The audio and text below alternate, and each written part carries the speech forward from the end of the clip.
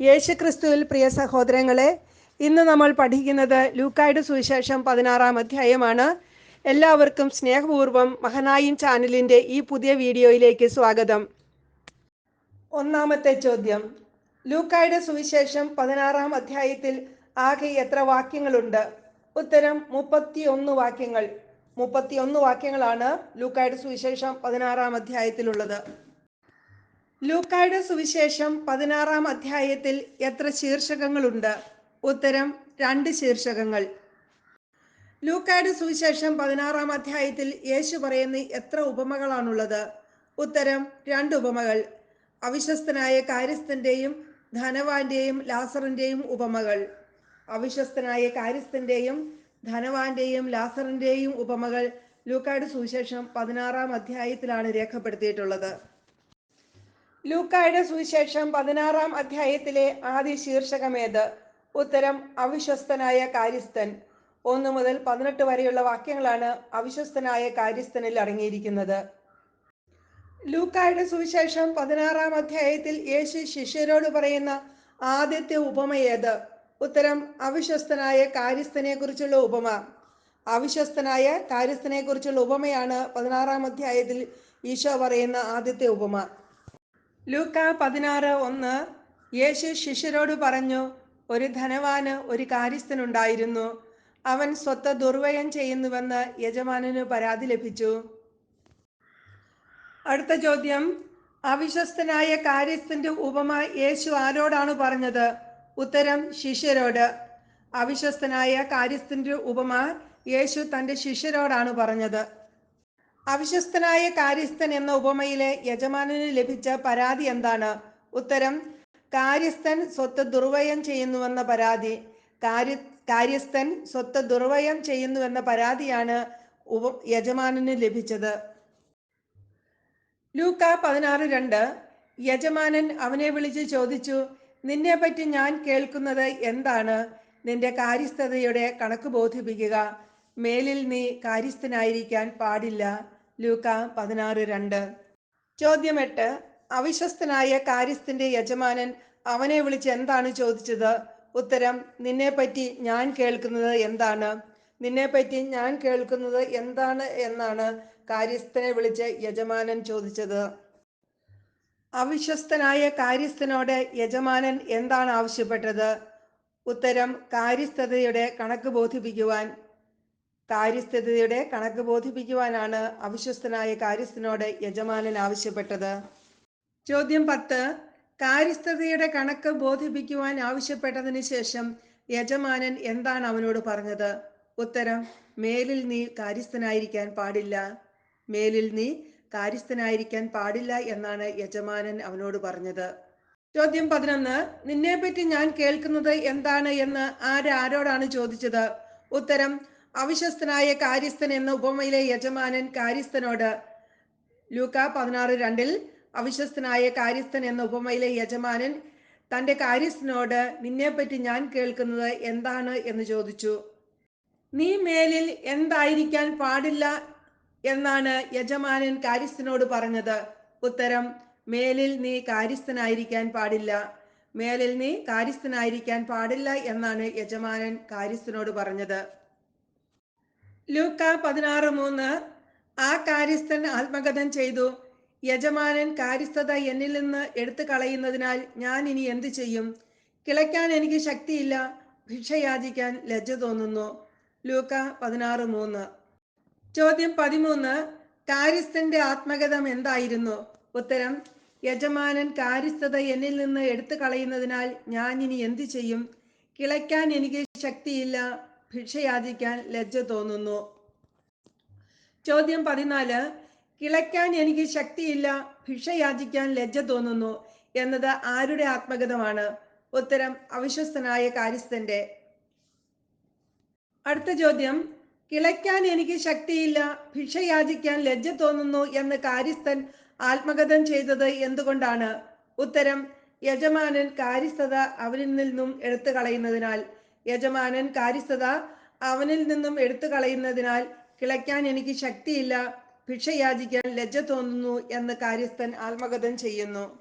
ലൂക്ക 16:4 എന്നാൽ യജമാനൻ കാര്യസ്ഥത എന്നിൽ നിന്ന് എടുത്തു കളയുമ്പോൾ ആളുകൾ തങ്ങളുടെ വീടുകളിൽ എന്നെ സ്വീകരിക്കേണ്ടതിന് എന്ത് ചെയ്യണമെന്ന് എനിക്കറിയാം. എന്നാൽ യജമാനൻ കാര്യസ്ഥത എന്നിൽ നിന്ന് എടുത്തു കളയുമ്പോൾ ആളുകൾ തങ്ങളുടെ വീടുകളിൽ എന്നെ സ്വീകരിക്കേണ്ടതിന് എന്ത് ചെയ്യണമെന്ന് എനിക്കറിയാം. ലൂക്ക 16:4. ചോദ്യം 16. എന്നാൽ യജമാനൻ കാര്യസ്ഥത എന്നിൽ നിന്ന് എടുത്തു കളയുമ്പോൾ ആളുകൾ തങ്ങളുടെ വീടുകളിൽ എന്നെ സ്വീകരിക്കേണ്ടതിന് എന്ത് ചെയ്യണമെന്ന് എനിക്കറിയാം. ഇപ്രകാരം പറയുന്നത് ആരാണ്? ഉത്തരം: യജമാനൻ കാര്യസ്ഥത എടുത്തു കളയുമെന്ന് ഭയപ്പെടുന്ന അവിശ്വസ്തനായ കാര്യസ്ഥൻ. യജമാനൻ കാര്യസ്ഥത എടുത്തു കളയുമെന്ന് ഭയപ്പെടുന്ന അവിശ്വസ്തനായ കാര്യസ്ഥനാണ് ഇപ്രകാരം പറയുന്നത്. ലൂക്ക 16:5. യജമാനനിൽ നിന്ന് കടം വാങ്ങിയവർ ഓരോരുത്തരെ അവൻ വിളിച്ചു. ഒന്നാമനോട് അവൻ ചോദിച്ചു, നീ എൻ്റെ യജമാനന് എന്തു കൊടുക്കാനുണ്ട്? ചോദ്യം 17. യജമാനനിൽ നിന്ന് കടം വാങ്ങിയവർ ഓരോരുത്തരെ അവൻ എന്തിനാണ് വിളിച്ചത്? അതായത് അവിശ്വസ്തനായ കാര്യസ്ഥൻ എന്തിനാണ് വിളിച്ചത്? ഉത്തരം: യജമാനൻ കാര്യസ്ഥത അവനിൽ നിന്ന് എടുത്തു കളയുമ്പോൾ ആളുകൾ തങ്ങളുടെ വീടുകളിൽ അവനെ സ്വീകരിക്കേണ്ടതിന് അവരുടെ കടം ഇളച്ചു കൊടുക്കാൻ. യജമാനൻ തൻ്റെ കാര്യസ്ഥത തന്നിൽ നിന്ന് എടുത്തു കളയുമ്പോൾ ആളുകൾ തങ്ങളുടെ വീടുകളിൽ തന്നെ സ്വീകരിക്കേണ്ടതിന് അവരുടെ കടം ഇളച്ചു കൊടുക്കുന്നതിന് വേണ്ടിയാണ് അവിശ്വസ്തനായ കാര്യസ്ഥൻ യജമാനിൽ നിന്ന് കടം വാങ്ങിയവർ ഓരോരുത്തരെയായി വിളിച്ചത്. ചോദ്യം 18. നീ എൻ്റെ യജമാനന് എന്തു കൊടുക്കാനുണ്ട് എന്ന് ലൂക്ക 16:5 കാര്യസ്ഥൻ ചോദിക്കുന്നത് ആരോടാണ്? ഉത്തരം: അവൻ വിളിച്ചു വരുത്തിയ യജമാനനിൽ നിന്ന് കടം വാങ്ങിയവരിൽ ഒന്നാമനോട്. അവൻ വിളിച്ചു വരുത്തിയവരിൽ യജമാനനിൽ നിന്ന് കടം വാങ്ങിയവരിൽ ഒന്നാമനോടാണ് അവൻ ഇപ്രകാരം ചോദിച്ചത്. ചോദ്യം 19. ഒന്നാമനോട് അവൻ, അതായത് അവിശ്വസ്തനായ കാര്യസ്ഥൻ, എന്താണ് ചോദിച്ചത്? ഉത്തരം: നീ എൻ്റെ യജമാനന് എന്തു കൊടുക്കാനുണ്ട്? ഒന്നാമനോട് നീ എൻ്റെ യജമാനന് എന്തു കൊടുക്കാനുണ്ട് എന്നാണ് കാര്യസ്ഥൻ ചോദിച്ചത്. ലൂക്ക 16:6. അവൻ പറഞ്ഞു, 100 ബത്ത് എണ്ണ. അവൻ പറഞ്ഞു, ഇതാ നിന്റെ പ്രമാണം, എടുത്ത് 50 ബത്ത് എന്ന് തിരുത്തി എഴുതുക. ചോദ്യം 20. ഒന്നാമനോട് നീ എൻ്റെ യജമാനന് എന്തു കൊടുക്കാനുണ്ട് എന്ന് കാര്യസ്ഥൻ ചോദിച്ചപ്പോൾ അവൻ എന്തു മറുപടിയാണ് പറഞ്ഞത്? ഉത്തരം: 100 ബത്ത് എണ്ണ. ഒന്നാമൻ തൻ്റെ യജമാനന് 100 ബത്ത് എണ്ണയാണ് കടപ്പെട്ടിരിക്കുന്നത്. അവൻ 100 ബത്ത് എണ്ണ യജമാനന് കൊടുക്കാനുണ്ട്. ഒന്നാമൻ തൻ്റെ യജമാനന് എന്താണ് കൊടുക്കാനുണ്ടായിരുന്നത്? ഉത്തരം: 100 ബത്ത് എണ്ണ. 100 ബത്ത് എണ്ണ കൊടുക്കാനുള്ളവനോട് പ്രമാണത്തിൽ എത്ര ബത്ത് എണ്ണ എന്ന് തിരുത്തി എഴുതുവാനാണ് അവിശ്വസ്തനായ കാര്യസ്ഥൻ ആവശ്യപ്പെട്ടത്? ഉത്തരം: 50 ബത്ത് എണ്ണ. 100 ബത്ത് എണ്ണ കൊടുക്കുവാനുള്ളവനോട് 50 ബത്ത് എണ്ണ എന്ന് തിരുത്തി എഴുതുവാനാണ് കാര്യസ്ഥൻ ആവശ്യപ്പെട്ടത്. ലൂക്ക 16:7. അനന്തരം അവൻ മറ്റൊരുവനോട് ചോദിച്ചു, നീ എന്ത് കടപ്പെട്ടിരിക്കുന്നു? അവൻ പറഞ്ഞു, 100 കോർ ഗോതമ്പ്. അവൻ പറഞ്ഞു, നിന്റെ പ്രമാണം എടുത്ത് 80 കോർ എന്ന് തിരുത്തി എഴുതുക. ലൂക്ക 16:7. അനന്തരം അവൻ മറ്റൊരുവനോട് എന്താണ് ചോദിച്ചത്? ഉത്തരം: നീ എന്ത് കടപ്പെട്ടിരിക്കുന്നു? നീ എന്ത് കടപ്പെട്ടിരിക്കുന്നു എന്ന് കാര്യസ്ഥൻ മറ്റൊരുവനോട് ചോദിച്ചപ്പോൾ അവൻ എന്താണ് മറുപടി പറഞ്ഞത്? ഉത്തരം: 100 കോർ ഗോതമ്പ്. മറ്റൊരുവൻ 100 കോർ ഗോതമ്പാണ് യജമാനന് കടപ്പെട്ടിരിക്കുന്നത്. ലൂക്ക 16:8. കൗശലപൂർവം പ്രവർത്തിച്ചതിനാൽ നീതിരഹിതനായ കാര്യസ്ഥനെ യജമാനൻ പ്രശംസിച്ചു. എന്തെന്നാൽ ഈ യുഗത്തിന്റെ മക്കൾ തങ്ങളുടെ തലമുറയിൽ വെളിച്ചത്തിന്റെ മക്കളെക്കാൾ ബുദ്ധിശാലികളാണ്. ലൂക്ക 16:8. കൗശലപൂർവം പ്രവർത്തിച്ചതിനാൽ നീതിരഹിതനായ കാര്യസ്ഥനെ യജമാനൻ പ്രശംസിച്ചു. എന്തെന്നാൽ ഈ യുഗത്തിന്റെ മക്കൾ തങ്ങളുടെ തലമുറയിൽ വെളിച്ചത്തിന്റെ മക്കളെക്കാൾ ബുദ്ധിശാലികളാണ്. ചോദ്യം 25. 100 കോർ ഗോതമ്പ് കടപ്പെട്ടിരിക്കുന്നവനോട് പ്രമാണത്തിൽ എത്രയെന്ന് തിരുത്തി എഴുതുവാനാണ് കാര്യസ്ഥൻ ആവശ്യപ്പെട്ടത്? ഉത്തരം: 80 കോർ. 80 കോർ ഗോതമ്പെന്ന് തിരുത്തി എഴുതുവാനാണ് കാര്യസ്ഥൻ ആവശ്യപ്പെട്ടത്. കൗശലപൂർവം പ്രവർത്തിച്ചതിനാൽ നീതിരഹിതനായ കാര്യസ്ഥനെ യജമാനൻ എന്തു ചെയ്തു? ഉത്തരം: പ്രശംസിച്ചു. കൗശലപൂർവം പ്രവർത്തിച്ചതിനാൽ നീതിരഹിതനായ കാര്യസ്ഥനെ യജമാനൻ പ്രശംസിച്ചു. 27. നീതിരഹിതനായ കാര്യസ്ഥനെ എന്തുകൊണ്ടാണ് യജമാനൻ പ്രശംസിച്ചത്? ഉത്തരം കൗശലപൂർവം പ്രവർത്തിച്ചതിനാൽ. കൗശലപൂർവം പ്രവർത്തിച്ചതിനാൽ ആരെയാണ് യജമാനൻ പ്രശംസിച്ചത്? ഉത്തരം നീതിരഹിതനായ കാര്യസ്ഥനെ. കൗശലപൂർവം പ്രവർത്തിച്ചതിനാൽ നീതിരഹിതനായ കാര്യസ്ഥനെ യജമാനൻ പ്രശംസിച്ചു. എന്തുകൊണ്ടാണ് കൗശലപൂർവം പ്രവർത്തിച്ച നീതിരഹിതനായ കാര്യസ്ഥനെ യജമാനൻ പ്രശംസിച്ചത്? ഉത്തരം എന്തെന്നാൽ ഈ യുഗത്തിന്റെ മക്കൾ തങ്ങളുടെ തലമുറയിൽ വെളിച്ചത്തിന്റെ മക്കളെക്കാൾ ബുദ്ധിശാലികളാണ്. എന്തെന്നാൽ ഈ യുഗത്തിന്റെ മക്കൾ തങ്ങളുടെ തലമുറയിൽ വെളിച്ചത്തിന്റെ മക്കളെക്കാൾ ബുദ്ധിശാലികളാണ്. ലൂക്ക 16:8 പ്രകാരം ആരാണ് വെളിച്ചത്തിന്റെ മക്കളെക്കാൾ ബുദ്ധിശാലികൾ? ഉത്തരം ഈ യുഗത്തിന്റെ മക്കൾ. ഈ യുഗത്തിന്റെ മക്കളാണ് വെളിച്ചത്തിന്റെ മക്കളെക്കാൾ ബുദ്ധിശാലികൾ. ലൂക്ക 16:8. ചോദ്യം 31. എന്തെന്നാൽ ഈ യുഗത്തിന്റെ മക്കൾ തങ്ങളുടെ തലമുറയിൽ വെളിച്ചത്തിന്റെ മക്കളെക്കാൾ ബുദ്ധിശാലികളാണ്. ലൂക്ക 16:8 ഇപ്രകാരം ആരോടാണ് പറഞ്ഞത്? ഉത്തരം യേശു ശിഷ്യരോട്. ലൂക്ക 16:9. ഞാൻ നിങ്ങളോട് പറയുന്നു, അധാർമിക സമ്പത്ത് കൊണ്ട് നിങ്ങൾക്കായി സ്നേഹിതരെ സമ്പാദിച്ചു കൊള്ളുവിൻ. അത് നിങ്ങളെ കൈവടിയുമ്പോൾ അവർ നിങ്ങളെ നിത്യകൂടാരങ്ങളിൽ സ്വീകരിക്കും. ലൂക്ക 16:9 ഒരിക്കൽ കൂടി. ഞാൻ നിങ്ങളോട് പറയുന്നു, അധാർമിക സമ്പത്ത് കൊണ്ട് നിങ്ങൾക്കായി സ്നേഹിതരെ സമ്പാദിച്ചു കൊള്ളുവിൻ. അത് നിങ്ങളെ കൈവടിയുമ്പോൾ അവർ നിങ്ങളെ നിത്യകൂടാരങ്ങളിൽ സ്വീകരിക്കും. ലൂക്ക 16:9. ഞാൻ നിങ്ങളോട് പറയുന്നു, അധാർമിക സമ്പത്ത് കൊണ്ട് നിങ്ങൾക്കായി സ്നേഹിതരെ സമ്പാദിച്ചു കൊള്ളുവിൻ. ഇപ്രകാരം ലൂക്ക 16:9 ആരോടാണ് പറയുന്നത്? ഉത്തരം യേശു ശിഷ്യരോട്. ലൂക്ക 16:9 യേശു ശിഷ്യരോടാണ് ഇപ്രകാരം പറയുന്നത്. ഞാൻ നിങ്ങളോട് പറയുന്നു, അധാർമിക സമ്പത്ത് കൊണ്ട് നിങ്ങൾക്കായി സ്നേഹിതരെ സമ്പാദിച്ചു കൊള്ളുവിൻ. ഇപ്രകാരം ലൂക്ക 16:9 ഈശോ ശിഷ്യരോട് പറയുന്ന സന്ദർഭമേത്? ഉത്തരം അവിശ്വസ്തനായ കാര്യസ്ഥന്റെ ഉപമയിലെ യജമാനൻ കൗശലപൂർവം പ്രവർത്തിച്ച നീതിരഹിതനായ കാര്യസ്ഥനെ പ്രശംസിച്ചത് വിവരിച്ചതിനു ശേഷം. അവിശ്വസ്തനായ കാര്യസ്ഥന്റെ ഉപമയിലെ യജമാനൻ കൗശലപൂർവം പ്രവർത്തിച്ച നീതിരഹിതനായ കാര്യസ്ഥനെ പ്രശംസിച്ചത് വിവരിച്ചതിനു ശേഷമാണ് യേശു ശിഷ്യന്മാരോട് അധാർമിക സമ്പത്ത് കൊണ്ട് നിങ്ങൾക്കായി സ്നേഹിതരെ സമ്പാദിച്ചു കൊള്ളുവിൻ എന്ന് പറഞ്ഞത്. എങ്ങനെ സ്നേഹിതരെ സമ്പാദിച്ചു കൊള്ളുക എന്നാണ് ലൂക്ക 16:9 ഈശോ ശിഷ്യരോട് പറയുന്നത്? ഉത്തരം അധാർമിക സമ്പത്ത് കൊണ്ട്. അധാർമിക സമ്പത്ത് കൊണ്ട് നിങ്ങൾക്കായി സ്നേഹിതരെ സമ്പാദിച്ചു കൊള്ളുവിൻ. ചോദ്യം 35. അധാർമിക സമ്പത്ത് കൊണ്ട് നിങ്ങൾക്കായി സ്നേഹിതരെ സമ്പാദിച്ചു കൊള്ളുക എന്ന് യേശു പറയുവാൻ കാരണമെന്ത്? ഉത്തരം അധാർമിക സമ്പത്ത് നിങ്ങളെ കൈവടിയുമ്പോൾ സ്നേഹിതർ നിങ്ങളെ നിത്യകൂടാരങ്ങളിൽ സ്വീകരിക്കുന്നതിന് വേണ്ടി. അധാർമിക സമ്പത്ത് നിങ്ങളെ കൈവടിയുമ്പോൾ സ്നേഹിതർ നിങ്ങളെ നിത്യകൂടാരങ്ങളിൽ സ്വീകരിക്കുന്നതിന് വേണ്ടിയാണ് അധാർമിക സമ്പത്ത് കൊണ്ട് നിങ്ങൾക്കായി സ്നേഹിതരെ സമ്പാദിച്ചു കൊള്ളുക എന്ന് യേശു പറയുവാൻ കാരണം. ചോദ്യം 36. അധാർമിക സമ്പത്ത് നിങ്ങളെ കൈവടിയുമ്പോൾ ആരാണ് നിങ്ങളെ നിത്യകൂടാരങ്ങളിൽ സ്വീകരിക്കുന്നത്? ഉത്തരം അധാർമിക സമ്പത്ത് കൊണ്ട് സമ്പാദിച്ച സ്നേഹിതർ. അധാർമിക സമ്പത്ത് കൊണ്ട് നിങ്ങൾ സമ്പാദിച്ച സ്നേഹിതരാണ് നിങ്ങളെ നിത്യകൂടാരങ്ങളിൽ സ്വീകരിക്കുന്നത്. ചോദ്യം 38. മൂലരൂപങ്ങളിൽ സമ്പത്തിന് പകരം ഉപയോഗിച്ചിരിക്കുന്ന പദം ഏതാണ്? ഉത്തരം മാമോൻ. സമ്പത്തിനെ ഒരു വ്യക്തിയായി സങ്കല്പിച്ചിരിക്കുന്നു. മൂലരൂപങ്ങളിൽ സമ്പത്ത് എന്ന വാക്കിനു പകരം മാമോൻ എന്ന വാക്കാണ് ഉപയോഗിച്ചിരിക്കുന്നത്. ലൂക്ക 16:10. ചെറിയ കാര്യത്തിൽ വിശ്വസ്തൻ വലിയ കാര്യത്തിലും വിശ്വസ്തനായിരിക്കും. ചെറിയ കാര്യത്തിൽ അവിശ്വസ്തൻ വലിയ കാര്യത്തിലും അവിശ്വസ്തനായിരിക്കും. ലൂക്ക 16:10 ഒരിക്കൽ കൂടി. ചെറിയ കാര്യത്തിൽ വിശ്വസ്തൻ വലിയ കാര്യത്തിലും വിശ്വസ്തനായിരിക്കും. ചെറിയ കാര്യത്തിൽ അവിശ്വസ്തൻ വലിയ കാര്യത്തിലും അവിശ്വസ്തനായിരിക്കും. ചോദ്യം 39. ആരാണ് വലിയ കാര്യത്തിലും വിശ്വസ്തനായിരിക്കുന്നത്? ഉത്തരം ചെറിയ കാര്യത്തിൽ വിശ്വസ്തനായിരിക്കുന്നവൻ. ചെറിയ കാര്യത്തിൽ വിശ്വസ്തനായിരിക്കുന്നവൻ വലിയ കാര്യത്തിലും വിശ്വസ്തനായിരിക്കും. ലൂക്ക 16:10. ചെറിയ കാര്യത്തിൽ വിശ്വസ്തൻ എങ്ങനെയായിരിക്കും? ഉത്തരം വലിയ കാര്യത്തിലും വിശ്വസ്തനായിരിക്കും. ചോദ്യം 41.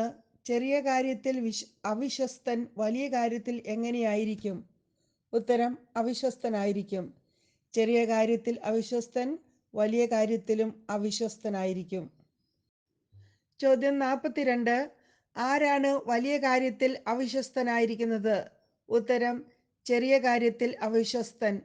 ചെറിയ കാര്യത്തിൽ അവിശ്വസ്തൻ വലിയ കാര്യത്തിലും അവിശ്വസ്തനായിരിക്കും.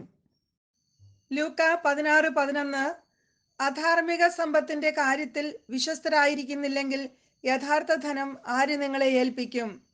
അധാർമിക സമ്പത്തിന്റെ കാര്യത്തിൽ വിശ്വസ്തരായിരിക്കുന്നില്ലെങ്കിൽ യഥാർത്ഥ ധനം ആര് നിങ്ങളെ ഏൽപ്പിക്കും? ലൂക്ക 16:11. യഥാർത്ഥ ധനം നിങ്ങളെ ഏൽപ്പിക്കണമെങ്കിൽ നിങ്ങൾ എങ്ങനെയുള്ളവർ ആയിരിക്കണമെന്നാണ് ലൂക്ക 16:11 ഈശോ പറയുന്നത്? ഉത്തരം: അധാർമിക സമ്പത്തിന്റെ കാര്യത്തിൽ വിശ്വസ്തരായിരിക്കണം. യഥാർത്ഥ ധനം നിങ്ങളെ ഏൽപ്പിക്കണമെങ്കിൽ നിങ്ങൾ അധാർമിക സമ്പത്തിന്റെ കാര്യത്തിൽ വിശ്വസ്തരായിരിക്കണം. ചോദ്യം 44. യേശു ശിഷ്യന്മാരോട് ലൂക്ക 16:11 ചോദിക്കുന്ന ചോദ്യം എന്താണ്? ഉത്തരം: അധാർമിക സമ്പത്തിന്റെ കാര്യത്തിൽ വിശ്വസ്തരായിരിക്കുന്നില്ലെങ്കിൽ യഥാർത്ഥ ധനം ആര് നിങ്ങളെ ഏൽപ്പിക്കും? അധാർമിക സമ്പത്തിന്റെ കാര്യത്തിൽ വിശ്വസ്തരായിരിക്കുന്നില്ലെങ്കിൽ യഥാർത്ഥ ധനം ആര് നിങ്ങളെ ഏൽപ്പിക്കും? ലൂക്ക 16:11. ലൂക്ക 16:12 ശിഷ്യന്മാരോട് ഈശോ എന്താണ് ചോദിക്കുന്നത്? ഉത്തരം: മറ്റൊരുവന്റെ കാര്യത്തിൽ നിങ്ങൾ വിശ്വസ്തരല്ലെങ്കിൽ നിങ്ങൾക്ക് സ്വന്തമായവ ആര് നിങ്ങൾക്ക് തരും? മറ്റൊരുവന്റെ കാര്യത്തിൽ നിങ്ങൾ വിശ്വസ്തരല്ലെങ്കിൽ നിങ്ങൾക്ക് സ്വന്തമായവ ആര് നിങ്ങൾക്ക് തരും? ലൂക്ക 16:12 ശിഷ്യന്മാരോട് ഈശോ ചോദിക്കുന്ന ചോദ്യമാണിത്. ലൂക്ക 16:12 നിങ്ങൾക്ക് സ്വന്തമായവ നിങ്ങൾക്ക് തരണമെങ്കിൽ നിങ്ങൾ എങ്ങനെയുള്ളവർ ആയിരിക്കണമെന്നാണ് പറയുന്നത്? ഉത്തരം: മറ്റൊരുവന്റെ കാര്യത്തിൽ നിങ്ങൾ വിശ്വസ്തരായിരിക്കണം. മറ്റൊരുവന്റെ കാര്യത്തിൽ നിങ്ങൾ വിശ്വസ്തരായിരിക്കണം. നിങ്ങൾക്ക് സ്വന്തമായവ നിങ്ങൾക്ക് തരണമെങ്കിൽ നിങ്ങൾ മറ്റൊരുവന്റെ കാര്യത്തിൽ വിശ്വസ്തരായിരിക്കണം. ലൂക്ക 16:13 ഒരു ഭൃത്യനു 2 യജമാനന്മാരെ സേവിക്കുവാൻ സാധിക്കുകയില്ല. ഒന്നുകിൽ അവൻ ഒരുവനെ ദ്വേഷിക്കുകയും മറ്റവനെ സ്നേഹിക്കുകയും ചെയ്യും, അല്ലെങ്കിൽ ഒരുവനോട് ഭക്തി കാണിക്കുകയും മറ്റവനെ നിന്ദിക്കുകയും ചെയ്യും. ദൈവത്തെയും ധനത്തെയും ഒന്നിച്ച് സേവിക്കുവാൻ നിങ്ങൾക്ക് കഴിയുകയില്ല. ലൂക്ക 16:13. ചോദ്യം 47. ആർക്കാണ് 2 യജമാനന്മാരെ സേവിക്കുവാൻ സാധിക്കുകയില്ലാത്തത്? ഉത്തരം: ഒരു ഭൃത്യന്. ഒരു ഭൃത്യന് 2 യജമാനന്മാരെ സേവിക്കുവാൻ സാധിക്കുകയില്ല. ലൂക്ക 16:13. ലൂക്ക 16:13 അനുസരിച്ച് ഒരു ഭൃത്യന് 2 യജമാനന്മാർ ഉണ്ടായാൽ അവൻ എങ്ങനെ പെരുമാറും? ഉത്തരം: അവൻ ഒരുവനെ ദ്വേഷിക്കുകയും മറ്റവനെ സ്നേഹിക്കുകയും ചെയ്യും, അല്ലെങ്കിൽ ഒരുവനോട് ഭക്തി കാണിക്കുകയും മറ്റവനെ നിന്ദിക്കുകയും ചെയ്യും. അവൻ ഒരുവനെ ദ്വേഷിക്കുകയും മറ്റവനെ സ്നേഹിക്കുകയും ചെയ്യും, അല്ലെങ്കിൽ ഒരുവനോട് ഭക്തി കാണിക്കുകയും മറ്റവനെ നിന്ദിക്കുകയും ചെയ്യും. ചോദ്യം 49. ഒരു ഭൃത്യന് 2 യജമാനന്മാർ ഉണ്ടായാൽ ഒരുവനോട് ഭക്തി കാണിക്കുകയും മറ്റവനെ എന്ത് ചെയ്യുകയും ചെയ്യും? ഉത്തരം: മറ്റവനെ നിന്ദിക്കും. ഒരുവനോട് ഭക്തി കാണിക്കും, മറ്റവനെ നിന്ദിക്കുകയും ചെയ്യും. ചോദ്യം 50. ലൂക്ക 16:13 ആരെയൊക്കെയാണ് ഒന്നിച്ച് സേവിക്കുവാൻ നിങ്ങൾക്ക് കഴിയുകയില്ല എന്ന് ഈശോ പറയുന്നത്? ഉത്തരം: ദൈവത്തെയും ധനത്തെയും. ദൈവത്തെയും ധനത്തെയും നിങ്ങൾക്ക് ഒന്നിച്ച് സേവിക്കുവാൻ കഴിയുകയില്ല. ലൂക്ക 16:13 ആർക്കൊക്കെ ഒരേ സമയം ആരെയൊക്കെ സേവിക്കാൻ കഴിയുകയില്ല എന്നാണ് യേശു പറയുന്നത്? ഉത്തരം: ഒരു ഭൃത്യന് ഒരേ സമയം 2 യജമാനന്മാരെ സേവിക്കുവാൻ സാധിക്കുകയില്ല. ഒരുവന് ദൈവത്തെയും ധനത്തെയും ഒന്നിച്ച് സേവിക്കാൻ കഴിയുകയില്ല. ചോദ്യം 52.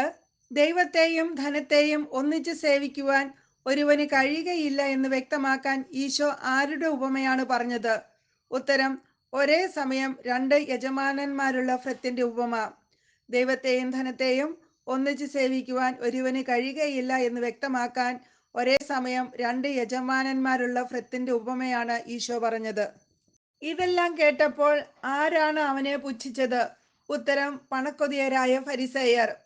ഇതെല്ലാം കേട്ടപ്പോൾ പണക്കൊതിയരായ ഫരിസേയർ ആണ് അവനെ പുച്ഛിച്ചത്. ലൂക്ക 16:15 അവൻ അവരോട് പറഞ്ഞു, മനുഷ്യരുടെ മുമ്പിൽ നിങ്ങൾ നിങ്ങളെ തന്നെ നീതീകരിക്കുന്നു, എന്നാൽ ദൈവം നിങ്ങളുടെ ഹൃദയങ്ങളെ അറിയുന്നു.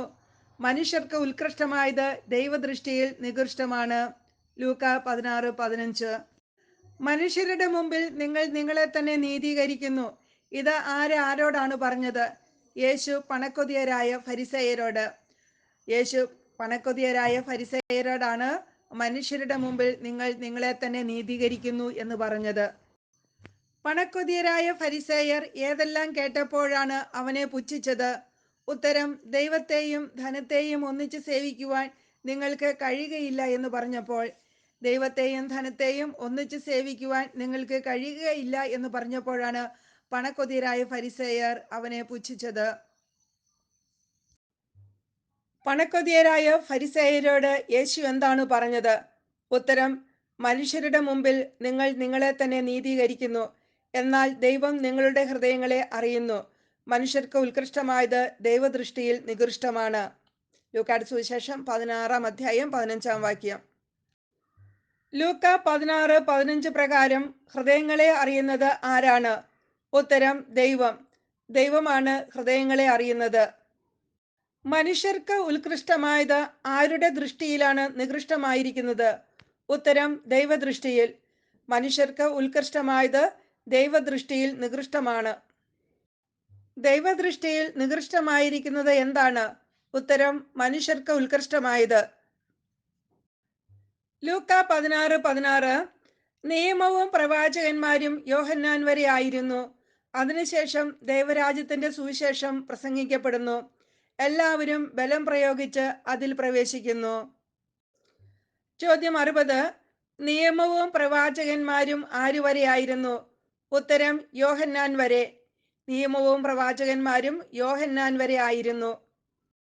അടുത്ത ചോദ്യം: ആർക്ക് ശേഷമാണ് ദൈവരാജ്യത്തിന്റെ സുവിശേഷം പ്രസംഗിക്കപ്പെടുന്നത്?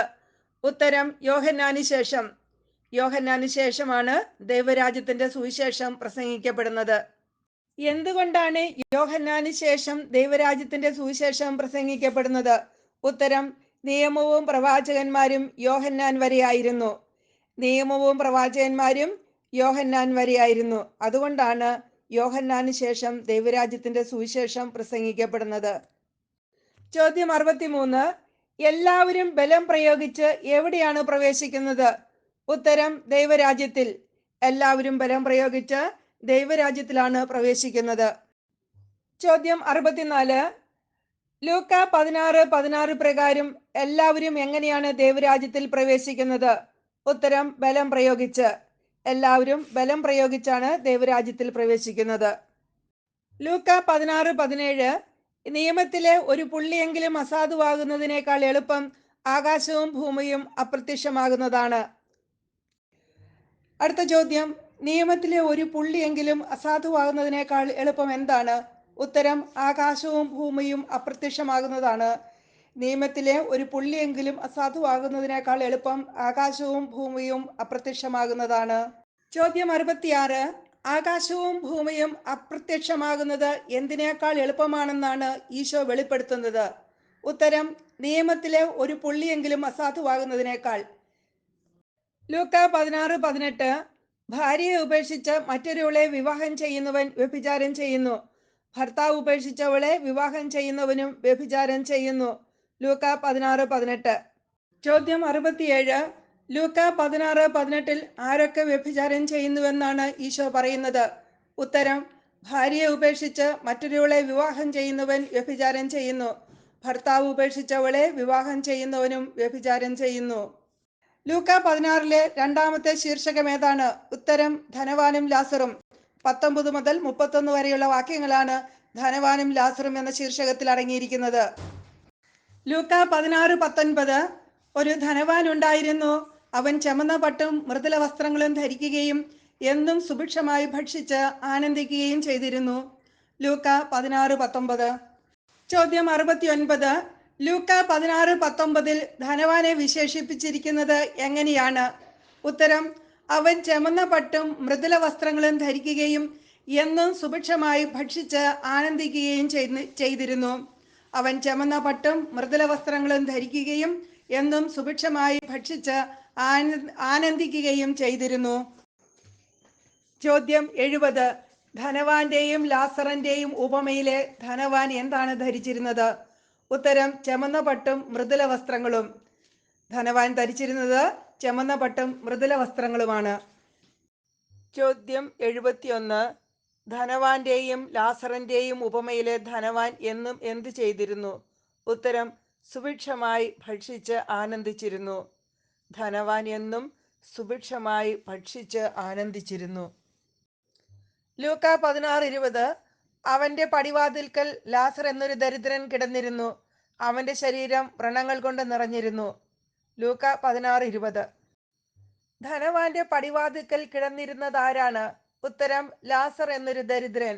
ധനവാന്റെ പടിവാതിൽക്കൽ കിടന്നിരുന്നത് ലാസർ എന്നൊരു ദരിദ്രനാണ്. ആരുടെ ശരീരമാണ് വ്രണങ്ങൾ കൊണ്ട് നിറഞ്ഞിരുന്നത്? ഉത്തരം ധനവാന്റെ പടിവാതിൽക്കൽ കിടന്നിരുന്ന ലാസർ എന്ന ദരിദ്രന്റെ. ധനവാന്റെ പടിവാതിൽക്കൽ കിടന്നിരുന്ന ലാസർ എന്ന ദരിദ്രന്റെ ശരീരം വ്രണങ്ങൾ കൊണ്ട് നിറഞ്ഞിരുന്നു. ലൂക്ക 16:21. ധനവാന്റെ മേശയിൽ നിന്ന് വീണിരുന്നവ കണ്ട് വിശപ്പടക്കാൻ അവൻ ആഗ്രഹിച്ചു. നായ്ക്കൾ വന്ന് അവന്റെ വ്രണങ്ങൾ നക്കിയിരുന്നു. ലൂക്ക 16:21. ലാസർ എന്താണ് ആഗ്രഹിച്ചിരുന്നത്? ഉത്തരം ധനവാന്റെ മേശയിൽ നിന്ന് വീണിരുന്നവ കൊണ്ട് വിശപ്പടക്കാൻ. ധനവാന്റെ മേശയിൽ നിന്ന് വീണിരുന്നവ കൊണ്ട് വിശപ്പടക്കാനാണ് ലാസർ ആഗ്രഹിച്ചിരുന്നത്. ചോദ്യം 75. ധനവാന്റെ മേശയിൽ നിന്ന് വീണിരുന്നവ കൊണ്ട് വിശപ്പടക്കാൻ ആഗ്രഹിച്ചത് ആരാണ്? ഉത്തരം ലാസർ എന്ന ദരിദ്രൻ. ലാസർ എന്ന ദരിദ്രനാണ് ധനവാന്റെ മേശയിൽ നിന്ന് വീണിരുന്നവ കൊണ്ട് വിശപ്പടക്കാൻ ആഗ്രഹിച്ചത്. ചോദ്യം 76. നായ്ക്കൾ വന്ന് ആരുടെ വ്രണങ്ങളാണ് നക്കിയിരുന്നത്? ഉത്തരം ധനവാന്റെ പടിവാതിക്കൽ കിടന്നിരുന്ന ലാസർ എന്ന ദരിദ്രന്റെ. ലൂക്ക 16:22. ആ ദരിദ്രൻ മരിച്ചു. ദൈവദൂതൻ അവനെ അബ്രാഹത്തിന്റെ മടിയിലേക്ക് സംവഹിച്ചു. ആ ധനികനും മരിച്ച് അടക്കപ്പെട്ടു. ലൂക്ക 16:22. ആ ദരിദ്രൻ മരിച്ചു ഇവിടെ സൂചിപ്പിക്കുന്ന ദരിദ്രൻ ആരാണ്? ഉത്തരം ധനവാനും ലാസറും എന്ന ഉപമയിലെ ലാസർ, അല്ലെങ്കിൽ ധനവാന്റെ പടിവാതിക്കൽ കിടന്നിരുന്ന ലാസർ എന്ന ദരിദ്രൻ. ചോദ്യം 78. ലാസറിനെ ദൈവദൂതന്മാർ എവിടേക്കാണ് സംവഹിച്ചത്? ഉത്തരം അബ്രാഹത്തിന്റെ മടിയിലേക്ക്. ലാസറിനെ ദൈവദൂതന്മാർ അബ്രാഹത്തിന്റെ മടിയിലേക്ക് സംവഹിച്ചു. ലൂക്ക 16:22. അടുത്ത ചോദ്യം. ആരെയാണ് ദൈവദൂതന്മാർ അബ്രാഹത്തിന്റെ മടിയിലേക്ക് സംവഹിച്ചത്? ഉത്തരം ലാസറിനെ. ചോദ്യം 80. ലാസറിനെ ആരാണ് അബ്രാഹത്തിന്റെ മടിയിലേക്ക് സംവഹിച്ചത്? ദൈവദൂതന്മാർ. ദൈവദൂതന്മാരാണ് ലാസറിനെ അബ്രാഹത്തിന്റെ മടിയിലേക്ക് സംവഹിച്ചത്. ചോദ്യം 81. ആരെയാണ് അബ്രാഹത്തിന്റെ മടിയിലേക്ക് സംവഹിച്ചത്? ഉത്തരം ലാസറിനെ ദൈവദൂതന്മാർ.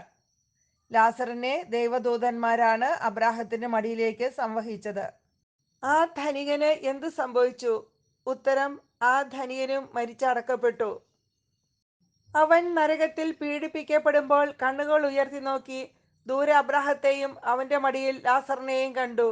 ലൂക്ക 16:23. ചോദ്യം 83. നരകത്തിൽ ആരാണ് പീഡിപ്പിക്കപ്പെട്ടത്? ഉത്തരം ധനവാൻ. ധനവാൻ നരകത്തിൽ പീഡിപ്പിക്കപ്പെട്ടു.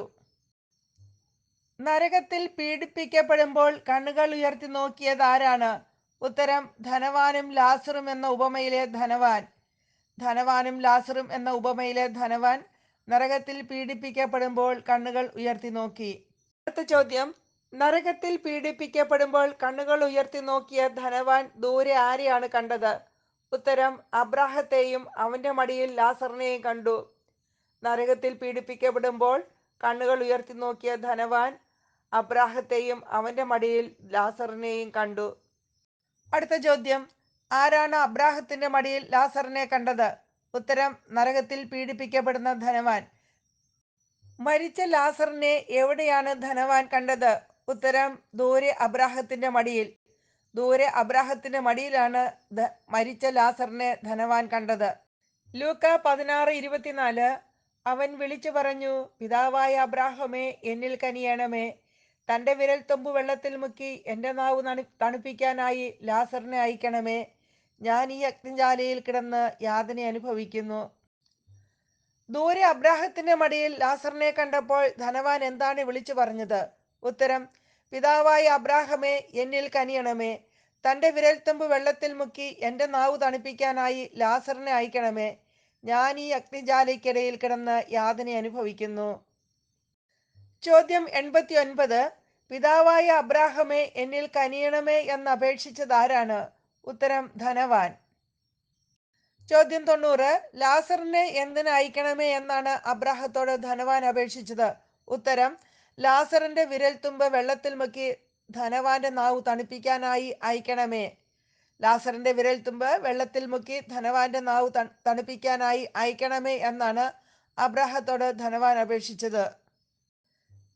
താൻ എവിടെ കിടന്ന് യാതന അനുഭവിക്കുന്നു എന്നാണ് ധനവാൻ അബ്രാഹത്തോട് പറഞ്ഞത്? അഗ്നിജാലയിൽ കിടന്ന്. താൻ അഗ്നിജ്വാലയിൽ കിടന്നു യാതന അനുഭവിക്കുന്നു എന്നാണ് ധനവാൻ അബ്രാഹത്തോട് പറഞ്ഞത്. ലൂക്ക 16:25. അബ്രാഹം പറഞ്ഞു: മകനെ, നീ ഓർമ്മിക്കുക, നിനക്ക് ജീവിതകാലത്ത് എല്ലാ സുഖ സൗകര്യങ്ങളും ലഭിച്ചിരുന്നു, ലാസറിനോ കഷ്ടതകളും. ഇപ്പോൾ അവൻ ഇവിടെ ആനന്ദിക്കുകയും നീ വേദന അനുഭവിക്കുകയും ചെയ്യുന്നു. ലൂക്ക 16:25. മകനെ, നീ ഓർമ്മിക്കുക എന്ന് ആരോടാണ് പറയുന്നത്? ഉത്തരം: അബ്രാഹം ധനവാനോട്. മകനെ, നീ ഓർമ്മിക്കുക എന്ന് ലൂക്ക 16:25 അബ്രാഹം ധനവാനോടാണ് പറയുന്നത്. നിനക്ക് ജീവിതകാലത്ത് എല്ലാ സുഖ സൗകര്യങ്ങളും ലഭിച്ചിരുന്നു. ഇത് ആരോട് പറഞ്ഞതാണ്? ഉത്തരം: പിതാവായ അബ്രാഹം നരകത്തിൽ പീഡിപ്പിക്കപ്പെടുന്ന ധനവാനോട്. ജീവിതകാലത്ത് ലാസറിന് എന്താണ് ലഭിച്ചതെന്നാണ് എബ്രാഹാം ധനവാനോട് പറയുന്നത്? ഉത്തരം: കഷ്ടതകൾ. ജീവിതകാലത്ത് ലാസറിന് കഷ്ടതകൾ മാത്രമാണ് ലഭിച്ചത്. അവൻ ഇവിടെ ആനന്ദിക്കുകയും നീ വേദന അനുഭവിക്കുകയും ചെയ്യുന്നു. ആനന്ദിക്കുന്നതും വേദന അനുഭവിക്കുന്നതും ആരൊക്കെയാണ്? ഉത്തരം: ലാസർ ആനന്ദിക്കുന്നു, ധനവാൻ വേദന അനുഭവിക്കുന്നു. ലൂക്ക 16:26.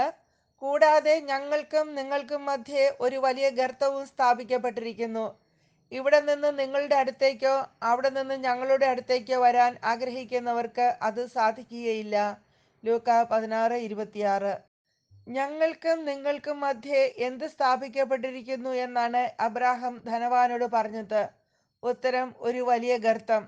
ഞങ്ങൾക്കും നിങ്ങൾക്കും മധ്യേ ഒരു വലിയ ഗർത്തം സ്ഥാപിക്കപ്പെട്ടിരിക്കുന്നു എന്നാണ് അബ്രാഹാം ധനവാനോട് പറഞ്ഞത്. ചോദ്യം 97. ഇവിടെ നിന്ന് നിങ്ങളുടെ അടുത്തേക്കോ അവിടെ നിന്ന് ഞങ്ങളുടെ അടുത്തേക്കോ വരാൻ ആഗ്രഹിക്കുന്നവർക്ക് അത് സാധിക്കുകയില്ല എന്ന് പറയുന്നത് എന്തിനെ കുറിച്ചാണ്? ഉത്തരം: പിതാവായ അബ്രാഹത്തിന്റെ അടുത്ത് നിന്ന് നരകത്തിലേക്കോ നരകത്തിൽ നിന്ന് പിതാവായ അബ്രാഹത്തിന്റെ അടുത്തേക്കോ വരാൻ സാധിക്കുകയില്ല. ഉത്തരം ഒരിക്കൽ കൂടി: പിതാവായ അബ്രാഹത്തിന്റെ അടുത്ത് നിന്ന് നരകത്തിലേക്കോ നരകത്തിൽ നിന്ന് പിതാവായ അബ്രാഹത്തിന്റെ അടുത്തേക്കോ വരാൻ സാധിക്കുകയില്ല. പിതാവായ അബ്രാഹത്തിന്റെ ഇടത്തെയും നരകത്തെയും തമ്മിൽ വേർതിരിക്കുന്നത് എന്താണ്? ഉത്തരം: ഒരു വലിയ ഗർത്തം. ഒരു വലിയ ഗർത്തമാണ് പിതാവായ അബ്രാഹത്തിന്റെ ഇടത്തെയും നരകത്തെയും തമ്മിൽ വേർതിരിക്കുന്നത്. ലൂക്ക 16:27. അപ്പോൾ അവൻ പറഞ്ഞു: പിതാവേ, അങ്ങനെയെങ്കിൽ ലാസറിനെ എൻ്റെ പിതൃഭവനത്തിലേക്ക് അയക്കണമേ എന്ന് ഞാൻ അപേക്ഷിക്കുന്നു. ലൂക്ക 16:27. അടുത്ത ചോദ്യം: ലാസറിനെ നരകത്തിലേക്ക് അയക്കാൻ സാധ്യമല്ലാത്തതിനാൽ അവനെ എവിടേക്ക് അയക്കണമെന്നാണ് ധനവാൻ അബ്രാഹത്തോട് അപേക്ഷിച്ചത്? ഉത്തരം: തൻ്റെ പിതൃഭവനത്തിലേക്ക് അയക്കണമെന്ന്. ലൂക്ക 16:28. എനിക്ക് 5 സഹോദരന്മാരുണ്ട്. അവരും പീഡകളുടെ ഈ സ്ഥലത്ത് വരാതിരിക്കേണ്ടതിന് അവൻ അവർക്ക് സാക്ഷ്യം നൽകട്ടെ. ചോദ്യം 100. എന്തിനു വേണ്ടിയാണ് ലാസറിനെ തന്റെ പിതൃഭവനത്തിലേക്ക് അയക്കണമെന്ന് ധനവാൻ അബ്രാഹത്തോട് അപേക്ഷിക്കുന്നത്? ഉത്തരം: അവന്റെ സഹോദരന്മാർ പീഡകളുടെ ഈ സ്ഥലത്ത് വരാതിരിക്കേണ്ടതിന് അവർക്ക് സാക്ഷ്യം നൽകാൻ. ധനവാന്റെ സഹോദരന്മാർ പീഡകളുടെ ഈ സ്ഥലത്ത് വരാതിരിക്കേണ്ടതിന് അവർക്ക് സാക്ഷ്യം നൽകാൻ വേണ്ടിയാണ് ലാസറിനെ തന്റെ പിതൃഭവനത്തിലേക്ക് അയക്കണമെന്ന് ധനവാൻ അബ്രാഹത്തോട് അപേക്ഷിക്കുന്നത്. ധനവാന് എത്ര സഹോദരന്മാരുണ്ട്? ഉത്തരം: 5 സഹോദരന്മാർ. ധനവാന് 5 സഹോദരന്മാരാണുള്ളത്. അവൻ അവർക്ക് സാക്ഷ്യം നൽകട്ടെ. ആർക്ക് സാക്ഷ്യം നൽകട്ടെ എന്നാണ് ലൂക്ക 16:28 ധനവാൻ അബ്രാഹത്തോട് പറയുന്നത്? ഉത്തരം: ലാസർ തന്റെ സഹോദരന്മാർക്ക്. ലാസർ തന്റെ സഹോദരന്മാർക്ക് സാക്ഷ്യം നൽകട്ടെ എന്നാണ് 16:28 പറയുന്നത്. ലൂക്ക 16:29 അബ്രാഹാം പറഞ്ഞു, അവർക്ക് മോശയും പ്രവാചകന്മാരുമുണ്ടല്ലോ, അവരുടെ വാക്ക് കേൾക്കട്ടെ. തന്റെ സഹോദരന്മാർക്ക് സാക്ഷ്യം നൽകുവാനായി ലാസറിനെ അയക്കണമെന്ന് പറഞ്ഞ ധനവാനോട് അബ്രാഹാം എന്തു മറുപടിയാണ് പറഞ്ഞത്? ഉത്തരം, അവർക്ക് മോശയും പ്രവാചകന്മാരുമുണ്ടല്ലോ, അവരുടെ വാക്ക് കേൾക്കട്ടെ. അവർക്ക് മോശയും പ്രവാചകന്മാരുമുണ്ടല്ലോ, അവരുടെ വാക്ക് കേൾക്കട്ടെ എന്നാണ് അബ്രാഹാം ധനവാനോട് പറഞ്ഞ മറുപടി. ആർക്കാണ് മോശയും പ്രവാചകന്മാരും ഉണ്ടല്ലോ എന്ന് അബ്രാഹാം ധനവാനോട് പറഞ്ഞത്? ഉത്തരം, ധനവാന്റെ 5 സഹോദരന്മാർക്ക്. ധനവാന്റെ 5 സഹോദരന്മാർക്ക് മോശയും പ്രവാചകന്മാരും ഉണ്ടല്ലോ എന്നാണ് അബ്രാഹാം പറഞ്ഞത്.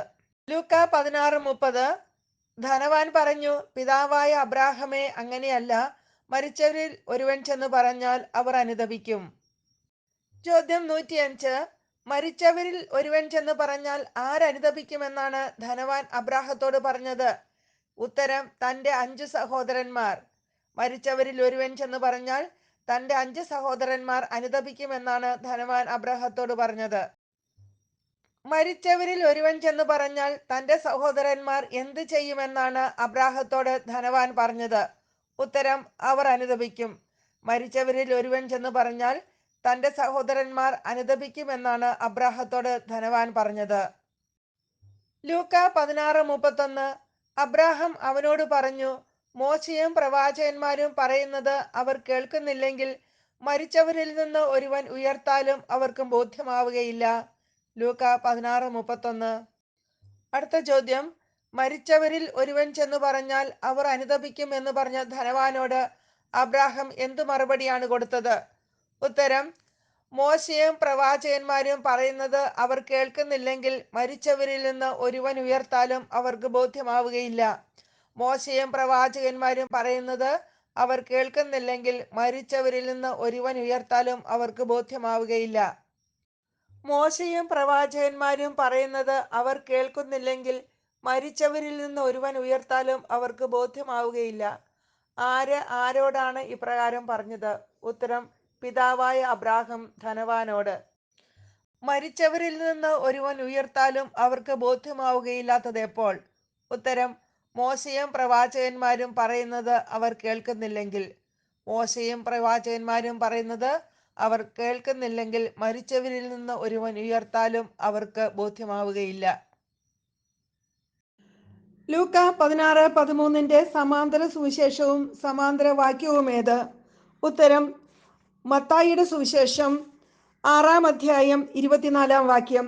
മത്തായി 6:24. ഈ 2 സുവിശേഷ ഭാഗങ്ങളിലും ഒരുവന് 2 യജമാനന്മാരെ സേവിക്കാൻ സാധിക്കുകയില്ല എന്നാണ് രേഖപ്പെടുത്തിയിരിക്കുന്നത്. ഒരുവന് 2 യജമാനന്മാരെ സേവിക്കാൻ സാധിക്കുകയില്ല. ഒരുവനെ സ്നേഹിക്കുകയും അവരനെ ദ്വേഷിക്കുകയും ചെയ്യും. ലൂക്ക 16:16 സമാന വാക്യം ഏത്? ഉത്തരം, മത്തായി 11 അധ്യായം 12-13 വാക്യങ്ങൾ. സ്നാപയോഹന്നാന്റെ നാളുകൾ മുതൽ ഇന്ന് വരെ സ്വർഗരാജ്യം ബലപ്രയോഗത്തിന് വിഷയമായിരിക്കുന്നു. ബലവാന്മാർ അത് പിടിച്ചടക്കുന്നു. യോഹന്നാൻ വരെ സകല പ്രവാചകന്മാരും നിയമവും പ്രവചനവും നടത്തി എന്നാണ് മത്തായിയുടെ സുവിശേഷത്തിൽ രേഖപ്പെടുത്തിയിരിക്കുന്നത്. അടുത്ത ചോദ്യം, ലൂക്ക 16:17 തുല്യമായ മറ്റു ബൈബിൾ വാക്യങ്ങൾ ഏതെല്ലാമാണ്? ഉത്തരം, മത്തായിയുടെ സുവിശേഷം 5 അധ്യായം 17-18 വാക്യങ്ങൾ. ലൂക്കായുടെ സുവിശേഷം 21 അധ്യായം 33 വാക്യം. ലൂക്ക 16:17 നിയമത്തിലെ ഒരു പുള്ളിയെങ്കിലും അസാധുവാകുന്നതിനേക്കാൾ എളുപ്പം ആകാശവും ഭൂമിയും അപ്രത്യക്ഷമാകുന്നതാണ് എന്നാണ് രേഖപ്പെടുത്തിയിരിക്കുന്നത്. ചോദ്യം 113 ലൂക്ക 16:18 സമാനമായ മറ്റു ബൈബിൾ വാക്യങ്ങൾ എന്തെല്ലാമാണ്? ലൂക്ക 16:18 ഭാര്യയെ ഉപേക്ഷിച്ച് മറ്റൊരുവളെ വിവാഹം ചെയ്യുന്നവൻ വ്യഭിചാരം ചെയ്യുന്നു, ഭർത്താവ് ഉപേക്ഷിച്ചവളെ വിവാഹം ചെയ്യുന്നവനും വ്യഭിചാരം ചെയ്യുന്നു. ഇതിന് സമാനമായ ബൈബിൾ വാക്യങ്ങൾ മത്തായിയുടെ സുവിശേഷം 5 അധ്യായം 31-32 വാക്യങ്ങൾ, മത്തായി 9 അധ്യായം 9 വാക്യം, മർക്കോസ് 10 അധ്യായം 11-12 വാക്യങ്ങൾ, 1 കൊരിന്തോസ് 7 അധ്യായം 11-12 വാക്യങ്ങൾ. സ്നേഹമുള്ള സഹോദരങ്ങളെ, ലൂക്കായുടെ സുവിശേഷം 16-ാം അധ്യായത്തിൽ നിന്നും 113 ചോദ്യോത്തരങ്ങളാണ് തയ്യാറാക്കിയിരിക്കുന്നത്. എല്ലാവർക്കും യേശുക്രിസ്തുവിന്റെ നാമത്തിൽ നന്ദി പറയുന്നു.